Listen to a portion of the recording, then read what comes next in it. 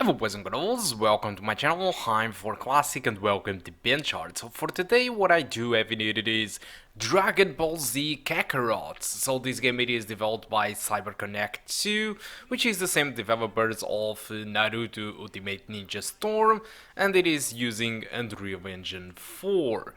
So yeah, my benchmarks of my HD 7850, which is pretty much the same thing as the R7 265 and the R7 370, is back. So yes, but this time with the Ryzen 5, so I ditched the Phenom 2. So yeah, for all my Phenom 2 users that usually follow my benchmarks, I'm so sorry, but it is time for Ryzen now. So let's take a look on the settings how this game runs. So my target for this game was to try to get an experience above 30 frames per second, and that is easily achieved by using the maximum settings. Also, all the consoles do use the 30 frames per second lock, and this is the requirement. So they do require a Phenom 2 X6, 4 gigs of RAM, and an HD 7950.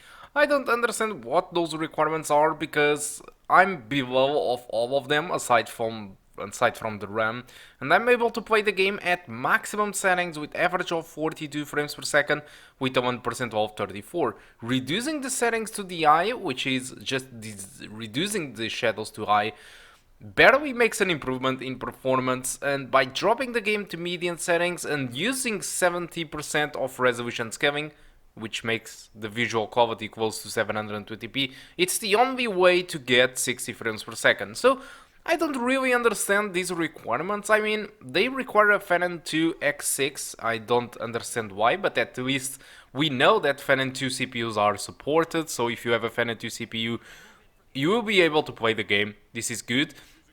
But I don't understand why they need the X6. This game doesn't seem demanding from the CPU front, so I believe you'll be fine with the Phenom 2 X4. Also, 4 gigs of RAM.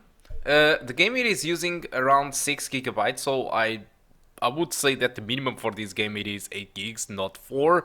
And an HD 7950 as a minimum. I mean, I have the HD 7850, which is considerably weaker than the 7950, and yet I'm able to play the game at maximum settings above 30 frames per second all the time.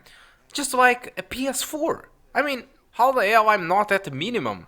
I should be at the recommended with this graphic card, so don't trust system requirements. Most of the system requirements nowadays are fake as hell, and this is one of those, alright?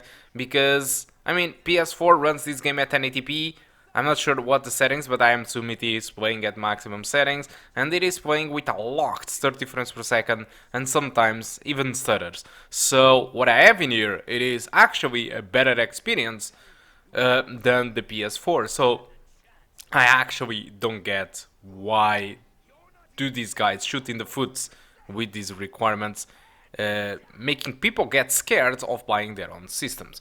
Alright, but let's forget about the technical part and let's talk about the game, because this is probably one of the best, if not the best, Dragon Ball game ever created. So let's talk about it instead. The game itself, like I did told you, this is pretty much like Final Fantasy. You have a big world map, and the world map have small environments, let's call villages, countrysides, cities, which you can explore, do primary quests, secondary quests.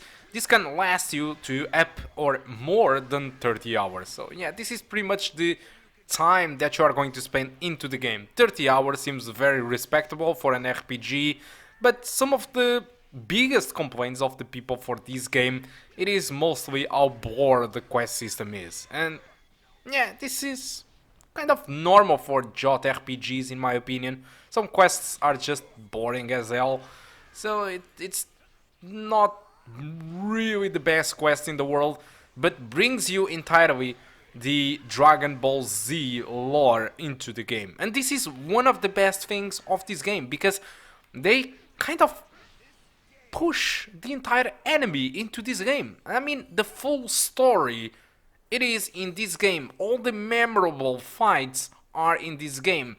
You start the game exactly at the same spot as the anime begins. You get the entire cutscenes, and I don't mean that it is a copy of the anime. They completely recreated the cutscenes, the story, the pre-rendered cutscenes. Everything was created completely from the ground up for this game, and that is amazing. You are living again and rewatching again the story of Dragon Ball Z, but completely redone and very faithful to the anime, completely from the ground up. And this is completely amazing. And despite I can't show you the songs and the sounds, they are all exactly the same and completely remastered as the anime. So, oh my god, the last time I saw Dragon Ball Z, it was 20 years ago, and when I started this game, the first half an hour, it was a hit in my heart.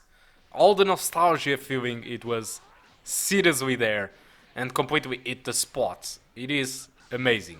In all that regards, all the story of the anime, it is present, it is faithful.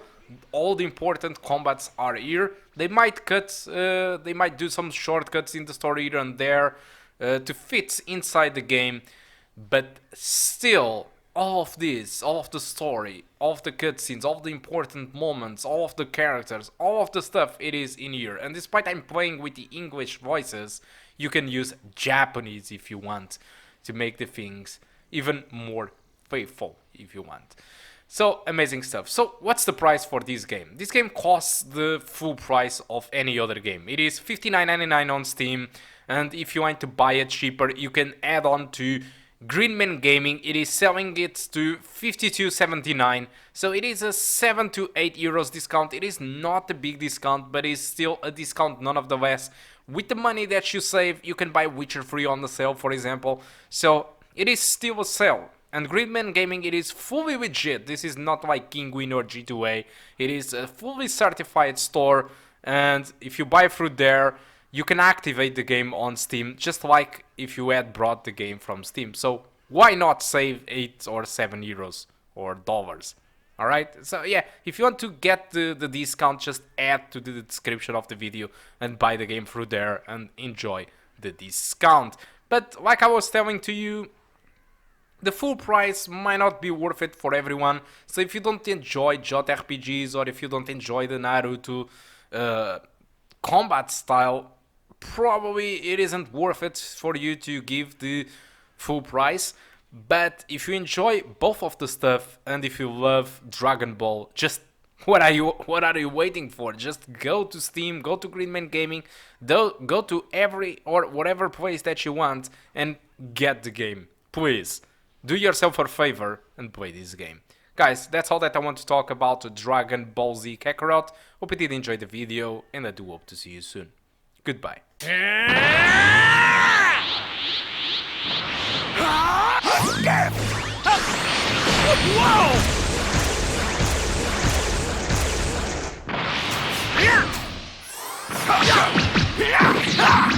way!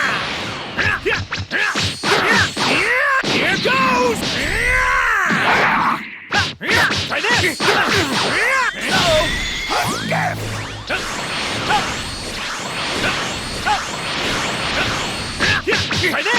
this! No way! Rock, paper, scissors, rock! No way!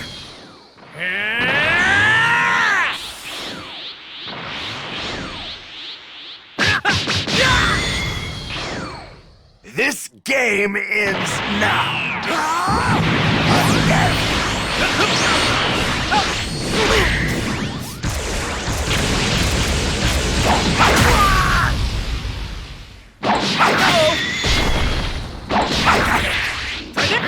Playtime's over. No way.